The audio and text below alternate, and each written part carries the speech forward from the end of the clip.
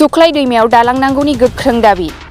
उदालगुरि जिल्ला बादलाफारायाव दालां मोनैखौ लानानै गोख्रों खुद्रिसारदों। दालां गैयैनि जाउनाव फरायसुला फरायसुलिफोरा थांलाय फैलाय खालामनो थाखाय रायजो राजाफोरा बेफार फालांगि खालामनायाव जेंना सोमजिनायखौ लानानै बादलाफारा दालाय एसएफआइआ सुख्लाय दैमायाव दालां होनांगौनि सायाव गोख्रों होज्रिखावनाय हाबाफारि लायो। बादलाफारा दालाय समस्ति एसएफआइआ 2 घन्टा खुद्रिसारनाय हाबाफारियाव बादलाफारा ओनसोलनि फरायसुला फरायसुलिजों लोगोसे ओनसोलनि रायजो राजाफोरा बाहागो लानानै हाबाफारिखौ जाफुंसार होयो। एसएफआइनि संगीता दासआ मा फोरमायखो फै जों नायनि। ইয়াতে স্থানীয় ৰাইজ ছাত্ৰ ছাত্ৰী সকলোক একত্ৰিত হৈছে এইভাবে যে আজি তেওঁলোকে স্কুলৰ পৰা গৈ ডিগ্ৰী পালে ছাত্ৰ ছাত্ৰীসকল এই নদী শুক্লাই নদী ক্ৰছ কৰি সদায় পাৰ হৈ তেওঁলোকে স্কুল কলেজ যাবলগীয়া পৰিস্থিতি। যেতিয়া গাড়ীত বহিছিলে তেতিয়া পৰিৱৰ্তনৰ কথা কৈছিলে বিজেপি চৰকাৰে। আমি দেখিবলৈ পাইছোঁ যে এতিয়াও তেওঁলোকে বিভিন্ন অঞ্চলত গৈ আমাৰ মাননীয় মুখ্যমন্ত্ৰী হিমন্ত বিশ্ব শৰ্মাই কৈছে যে বাগানত তেওঁলোকে মডেল স্কুল বনাম বুলি কৈছিলে। সেই স্কুলবিলাক হৈছে ইতিমধ্যে তেওঁলোকে কৈছে যে 100খন মডেল স্কুল হৈছে বুলি, কিন্তু ইয়াৰ গুখত মিছা কথা। এতিয়ালৈকে স্কুল যিবিলাক বান্ধিছেও সেইবিলাকৰ আন্তঃগাঁথনি খুবেই বেয়া, শিক্ষক নাই, বেলেগ স্কুলৰ পৰা শিক্ষক আনি পেলাই তেওঁলোকে স্কুলবিলাক চলাই আছে। আজি এখন এই বাগান যিখন বাগানত ল'ৰা ছোৱালী থাকে এই বাগানৰ পৰা তেওঁলোকে ৰাস্তা নাই, তেওঁলোকৰ দলং নাই, তেওঁলোকে আজি নদী ক্ৰছ কৰি পেলাই আজি অতদিনৰ পৰা যাতায়াত কৰিবলগীয়া হৈ আছে। ইমান বেয়া পৰিস্থিতিত তেওঁলোকে অহা যোৱা কৰিব লগা হৈ আছে। তেওঁলোকে পৰিৱৰ্তনৰ কথা কৈছিলে। আমি প্ৰশ্ন কৰিব বিচাৰিছোঁ এয়াই নেকি তেওঁলোকৰ পৰিৱৰ্তনৰ স্বৰূপ?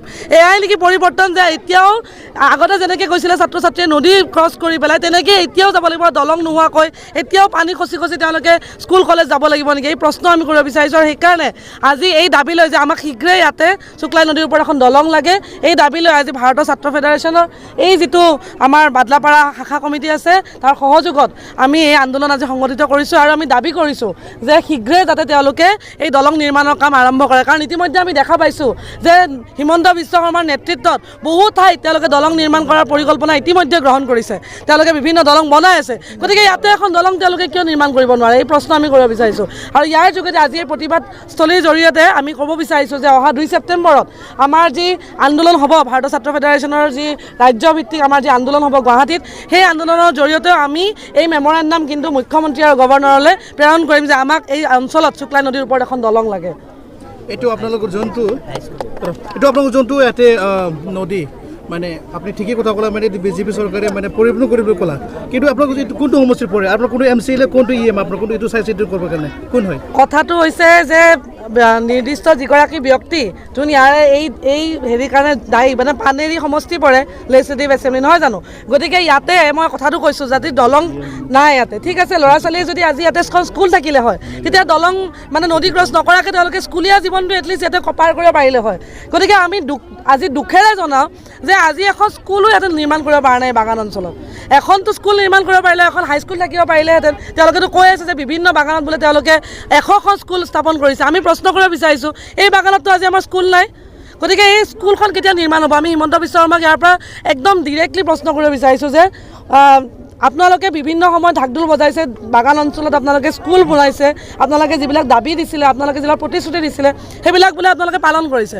গতিকে এইখন বাগানত আজি ইমান বছৰ ধৰি কিমান ল'ৰা ছোৱালী, আজি যদি আপোনালোকে এটা সোধে তেওঁলোকে ক'ব যে ক্লাছ 9-10ত এনৰলমেণ্ট কিমান, 130, 120 তেনেকুৱা ধৰণৰকৈ ক্লাছত ল'ৰা ছোৱালী আছে। তাৰমানে ল'ৰা ছোৱালী পঢ়িবলৈ ইচ্ছুক কিন্তু পঢ়াৰ কাৰণে তেওঁলোকৰ এই সা সুবিধা নাই।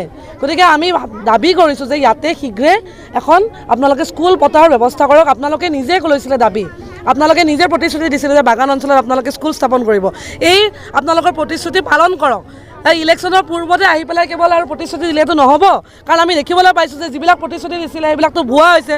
কালি ৰাতি আপোনালোকে হয়তো নিশ্চয় দেখিছে যে আকৌ মূল্য বৃদ্ধি হৈছে, চাউলৰ দাম বাঢ়িছে, তেলৰ দাম বাঢ়িছে।